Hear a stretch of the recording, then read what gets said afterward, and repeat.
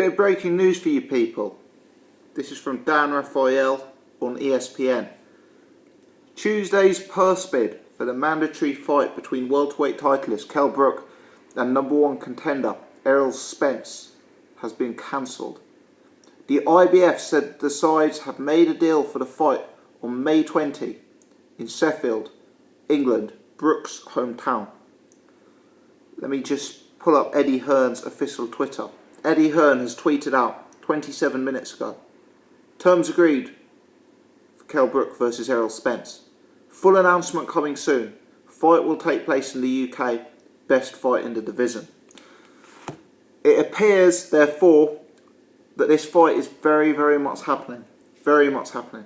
And it's good news.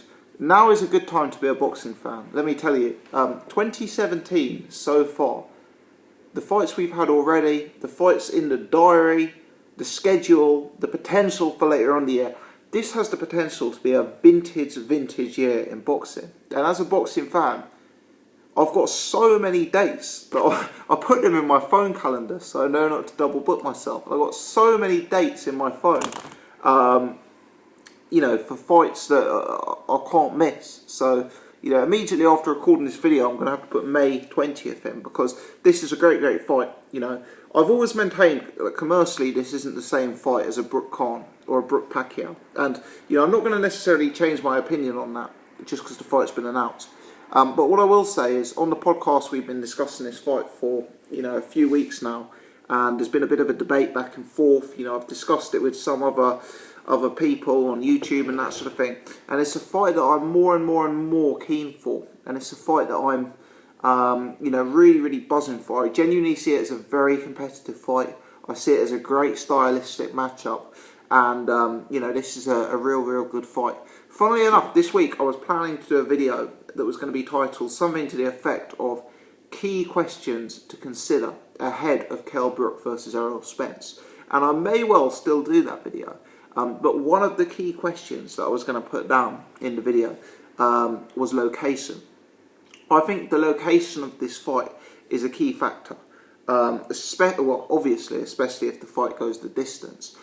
Funnily enough, if Kell Brook goes to America, and he's not going to America, it seems that the fight's being held in Sheffield, but if Kell Brook were to go to America, would I be overly concerned about the judging over there? Not really. I think the judges scored both Frampton, Leo Santa Cruz fights right. I think the public perception is that James DeGale got lucky to get a draw against Badu Jack. Kell Brook, let's not forget, a lot of history has been forgotten on that Sean Porter fight. A lot of Brits remember that as a dominant Kell Brook win. I remember at the time of that fight going to the judges, people were speculating that Kell was going to get robbed, that it was too close, that he hadn't won by a big enough margin, and he got the nod there. So would I be concerned if the fight went to the States? Probably not. If I were an Errol Spence fan, would I be concerned about the fight coming to the UK? Maybe more so. I think Errol Spence is probably going to want to come over and knock Kell Brook out.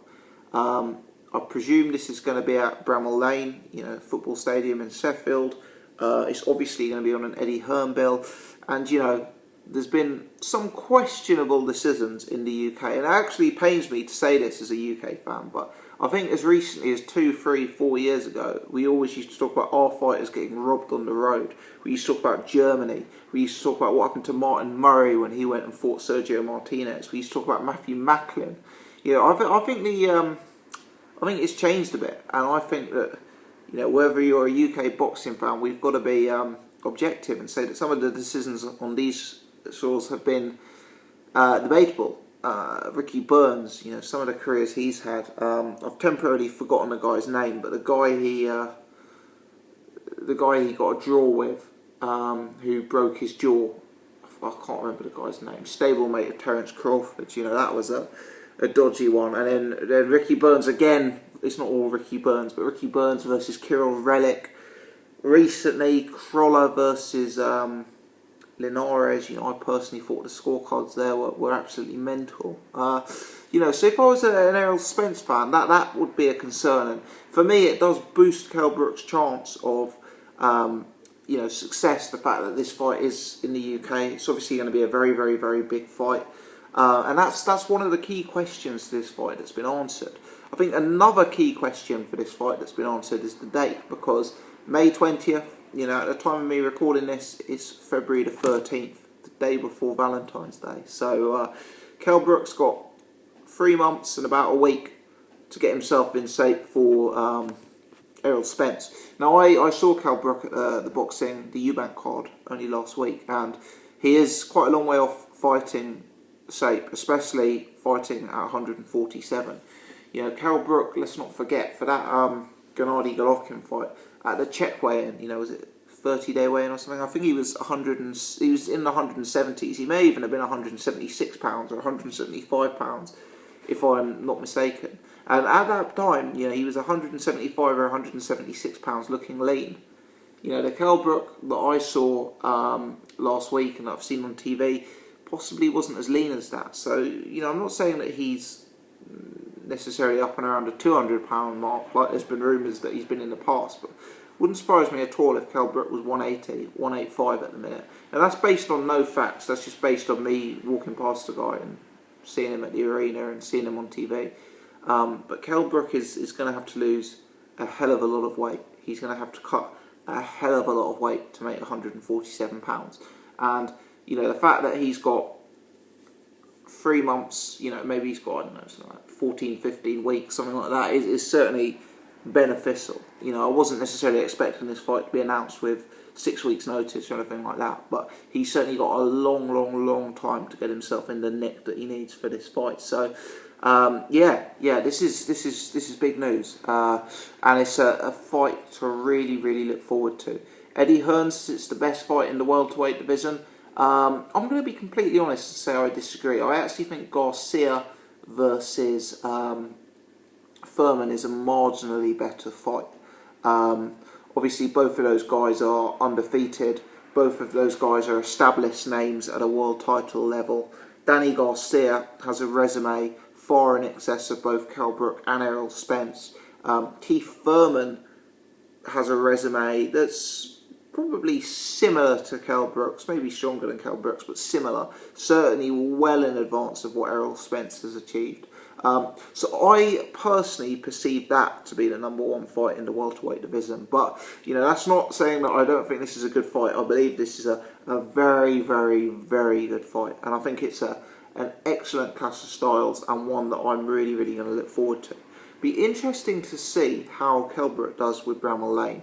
If you're a football fan, the answer to this. I sort of Wikipedia'd it before doing this video, but drop me a comment. Let me know how many seats Bramall Lane has and, what the capacity is. Now, I've never perceived Kell Brook to be like a mega ticket seller. Maybe I'm wrong there. Again, if I'm wrong, let me know. But having a fight at a football stadium creates a possible scenario like Tony Bellew versus Makabu, where there's a huge amount of empty seats. I even remember going to Hey Chisora at West Ham and being amazed how many empty seats there were there. So, it'd be a big test of Kell Brook's drawing power from after that Golovkin fight, because, let's be honest, Errol Spence, people will turn up to see the fight, but there aren't Errol Spence fans in bulk in the UK who would turn up to see Errol Spence fight. As I'm sure if Manny Pacquiao was fighting in the UK, people would flood to see Manny Pacquiao box, if that makes sense. So very, very interesting times. A very, very interesting fight. I'm going to give credit to Kell Brook. I really am. Taking Golovkin and Errol Spence back to back, two of the most feared fighters in the sport, two guys whose reputations massively precede them in the sport, two guys who are massive, massive punchers. A lot of the public perception of this fight was that Kell Brook was going to duck Errol Spence. A lot of people were saying that. That seemed to be the direction this was going in. But Kell hasn't done that. He's fighting his mandatory. He's taking on a dangerous opponent back to back, straight after a heavy loss to Golovkin. And I'm going to give him credit to that. On this channel, I intend to do a video within the week talking about key questions ahead of this fight, because I believe there are 3 or 4 discussion points to this fight that are highly, highly relevant to the outcome. I'm a way off making a prediction. I see this as a genuine 50-50, really struggling to call a winner right now. But I am going to do a video this week talking about what I see as the key questions and key areas for debate and discussion ahead of this fight. Obviously, we'll do a prediction ahead of the fight. We'll discuss it on the podcast. We'll do, full-on keys to victory video, tactics video, weigh-in video. You get the full shebang on this one. So, yeah, if you're new to the channel, please hit subscribe so you can check out all of that good stuff to come. And if you've enjoyed this video, and if this has broke the news to you, please do take the time to hit the thumbs up button. Many thanks indeed for watching, guys. I really appreciate it.